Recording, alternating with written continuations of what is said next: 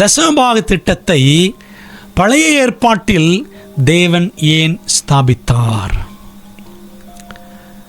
ஆசரிப்பு கூடாரத்தில் பணி செய்து வந்த ஆசாரியர்கள், லேவியர்கள், அதாவது ஊழியக்காரர்கள், அவர்களின் வாழ்வாதாரத்திற்காக இஸ்ரவேல் ஜனங்கள் கொடுக்கும் தசமபாகம் பயன்பட வேண்டும் என்று தேவன் திட்டமிட்டிருந்தார்.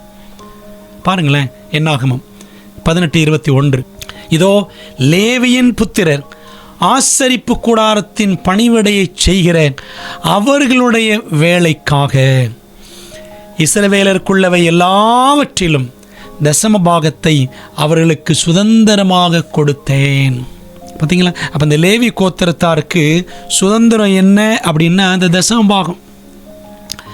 கானான் தேசத்திற்குள்ளே இஸ்ரவேல் ஜனங்கள் போன பிற்பாடு எல்லா கோத்திரங்களுக்கும் நிலபுலன்கள் பங்கிடப்பட்டது.